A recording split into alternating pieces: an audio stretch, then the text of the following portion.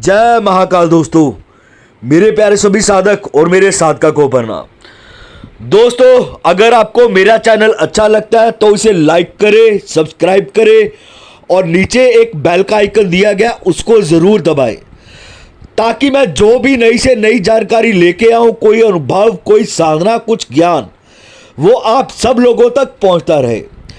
नीचे एक बेल का आइकन दिया गया उसको ज़रूर दबाएं और चैनल को सब्सक्राइब ज़रूर कीजिए।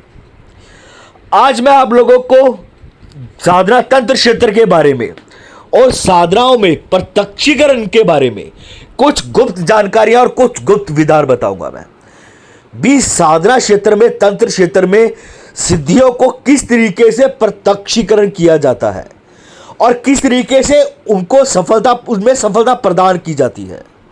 आप किस तरीके से अपने साधना क्षेत्र में उतर के उसमें सफलता प्राप्ति कर सकते हैं, ये आज आप लोगों को मैं इस टॉपिक के ऊपर मैं बताऊंगा। मैं और एक और चीज, आज आपको मैं हनुमान जी की प्रत्यक्षीकरण साधना के बारे में भी बताऊंगा मैं, जिसमें आप हनुमान जी को स्वयं खुद अपने सामने प्रत्यक्षीकरण देख सकते हैं।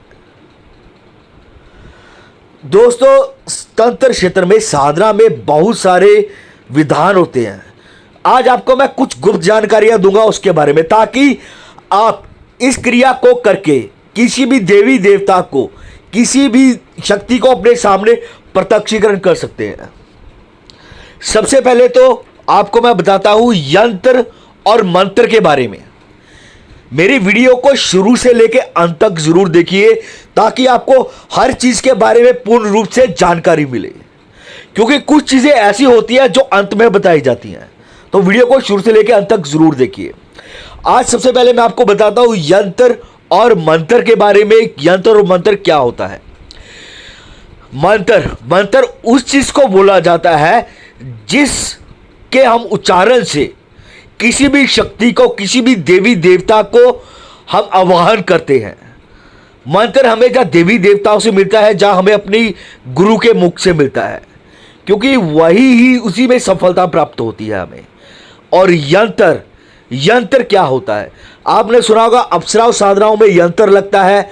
कई ऐसी साधनाएं होती है जिनों में यंत्र का प्रयोग होता है। जैसे देवी देवताओं की कई तरीके की साधनाएं होती है जिनमें यंत्रों का प्रयोग किया जाता है। और यंत्र होता क्या है, उस चीज के बारे में आपको बताता हूं। यंत्र उस चीज को बोला जाता है जिसमें हम मंत्रों के देवता को बिठाया जाता है। जैसे हमारा शरीर होता है, हमारे शरीर में आत्मा होती है, ठीक है। अगर हमारे शरीर में आत्मा नहीं होगी तो हमारा शरीर बिल्कुल बेजान, बिल्कुल खत्म है। उसी तरीके से यंत्र के भीतर मंत्रों के देवता को बिठाया जाता है, तभी वो जागृत होते हैं, तभी वो कार्य करते हैं।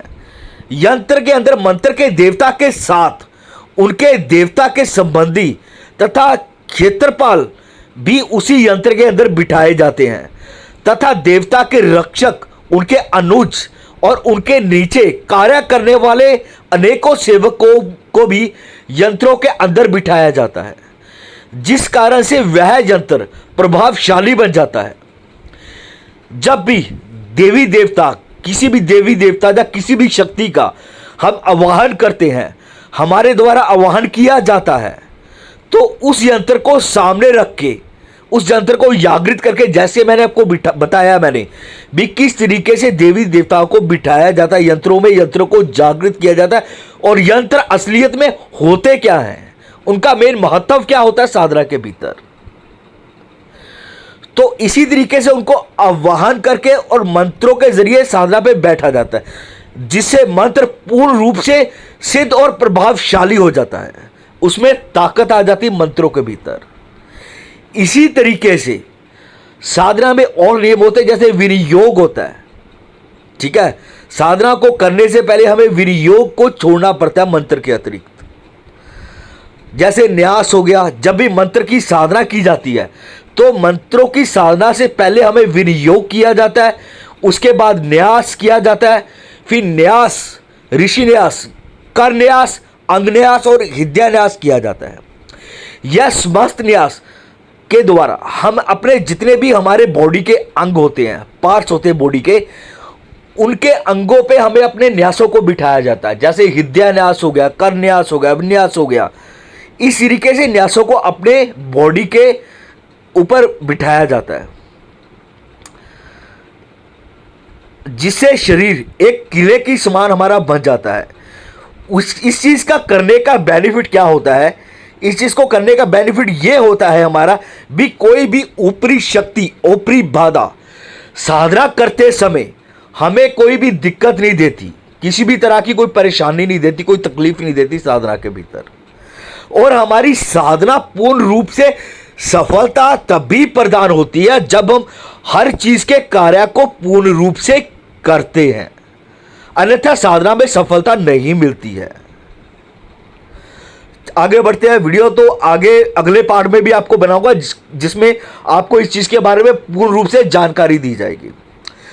मैंने आपको हनुमान जी के प्रत्यक्षीकरण के साधना के बारे में बोला था, मैंने उस चीज के बारे में भी आपको बताता हूं।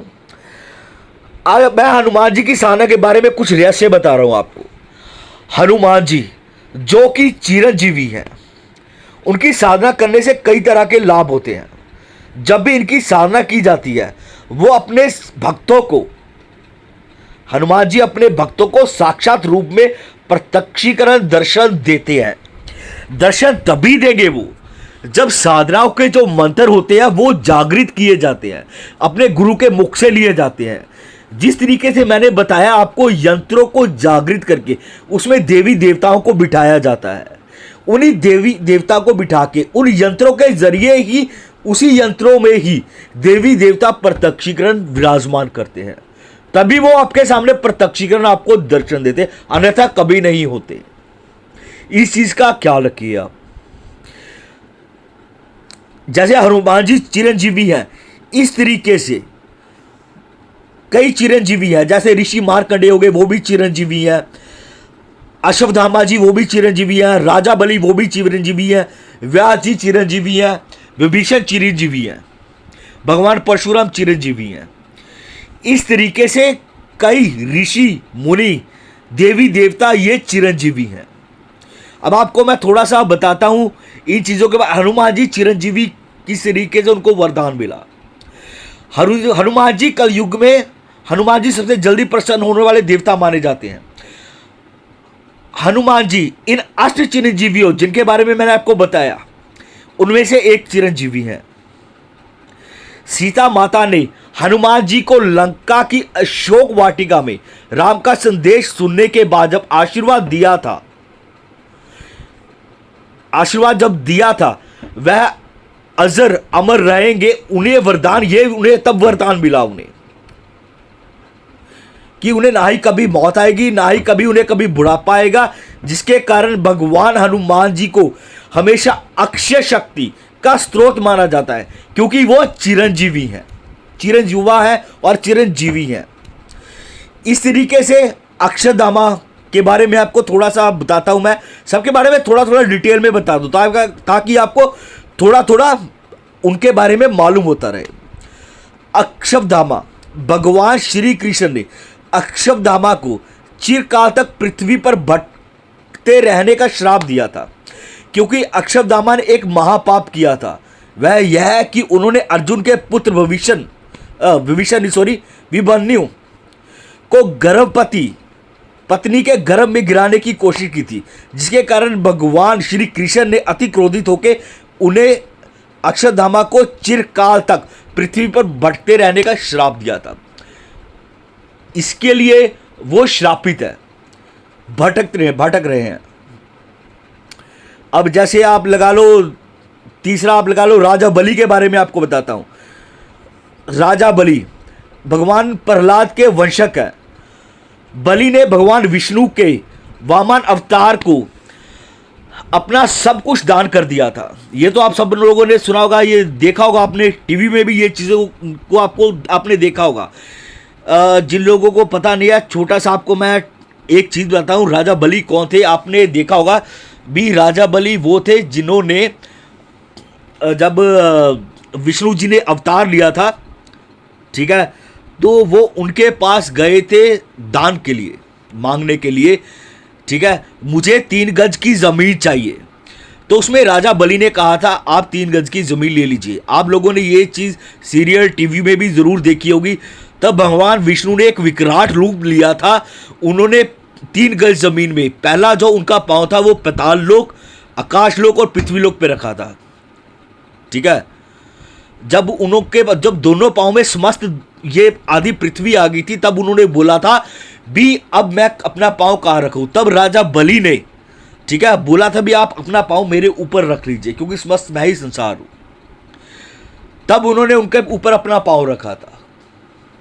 तब भगवान विष्णु ने उन्हें वरदान दिया था भी तुम जैसा दानी कोई नहीं है, तो उनको चिरंजीवी होने का, ठीक है, तब वरदान दिया गया था।